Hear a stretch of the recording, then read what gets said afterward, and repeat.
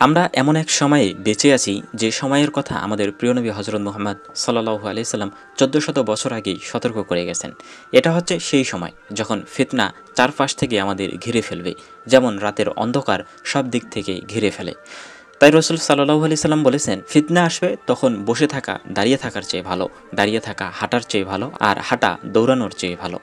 বুখারী মুসলিম। ফিতনা মানে শুধু যুদ্ধ বা ঝগড়া নয়, ফিতনা মানে এমন পরীক্ষা, এমন বিপদ, এমন বিভ্রান্তি যাতে মানুষ সঠিক ও ভুলের ফারাক হারিয়ে ফেলে।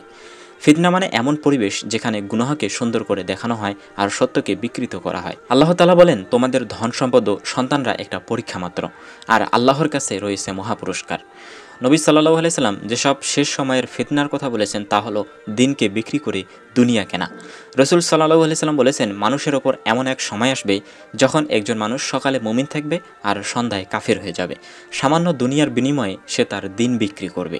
যেমন মিথ্যা ও সত্যে মিশে যাওয়া মিডিয়া। সোশ্যাল মিডিয়া আজ মিথ্যাকে এমনভাবে সাজানো হয় যা সত্য মনে হয়, আর সত্যকে এমনভাবে বিকৃত করা হয় যে তা মিথ্যা মনে হয়। আরেকটি হলো নির্লজ্জতার বিস্তার। রসুল সাল্লাল্লাহু আলাইহি সাল্লাম বলেছেন, যখন অশ্লীলতা প্রকাশ হবে তখন এমন রোগ ও বিপদ দেখা দেবে যা আগে কখনো ছিল না। আবার রয়েছে নেতৃত্বে বিশ্বাসঘাতকরা। শেষ সময়ে নেতৃত্ব থাকবে তাদের হাতে যারা আল্লাহকে ভয় করে না, মানুষের সাথে খেয়ানত করে। আরেকটি হলো জ্ঞান হারিয়ে যাওয়া ও অজ্ঞতার বিস্তার। রসুল সাল্লাল্লাহু আলাইহি সাল্লাম বলেছেন, কিয়ামতের আগে জ্ঞান উঠিয়ে নেওয়া হবে, অজ্ঞতা ছড়িয়ে পড়বে, ব্যভিচার ও মদ্যপান প্রকাশ্যে হবে। আজকের বাস্তব চিত্র দেখুন চারপাশে। ইসলামের বিরুদ্ধে গোপন ও প্রকাশ্য প্রচারণা, তরুণদের মন দুনিয়ার মোহে ডুবে যাচ্ছে। সোশ্যাল মিডিয়ায় গুনাহকে সুন্দর করে দেখানো হচ্ছে, নামাজ, হিজাব, সুন্নাহ এগুলোকে পিছিয়ে পড়া বলে হাসাহাসি করা হচ্ছে। এটাই সেই সময় যখন ঈমান ধরে রাখা হাতে আগুন রাখার মতো কঠিন। আমাদের জানা দরকার ফিতনার সময় কী করব। যেমন রসুল সাল্লাল্লাহু আলাইহি সাল্লাম আমাদের পথ দেখিয়েছেন। তার দেখানো পথগুলোর মধ্যে উল্লেখযোগ্য হলো দিনের ওপর দৃঢ় থাকা, সৎ সঙ্গ নির্বাচন করা, জ্ঞান অর্জন করা, ফিতনা থেকে দূরে থাকা, দোয়া করা ও আল্লাহর কাছে আশ্রয় চাওয়া। আল্লাহ বলেন, হে মুমিনগণ, তোমরা আল্লাহর দিকে তার রশিকে দৃঢ়ভাবে আঁকড়ে ধরো এবং বিভক্ত হও না। একজন তরুণ নামাজ পড়ে দিনের পথে ছিল, কিন্তু ভুল সঙ্গ, নোংরা কন্টেন্ট, গুনাহের আসর তাকে ধীরে ধীরে পরিবর্তন করল। সে ভাবল এখন তো সময় আছে, পরে ঠিক হবে। কিন্তু হঠাৎ মৃত্যু এসে তাকে নিয়ে গেল। তওবা করার সুযোগই সে পেল না।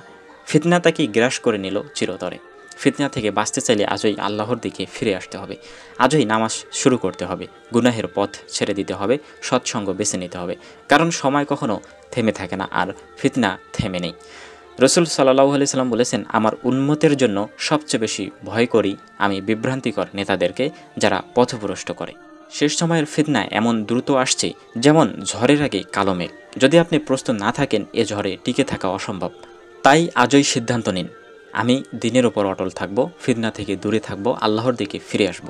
যখন শেষ সময়ের ফিতনা আপনাকে গ্রাস করবে তখন সুযোগ থাকবে না। তাই ফিতনা আসার আগে বা তার ভেতরেই আল্লাহর পথে ফিরে আসুন।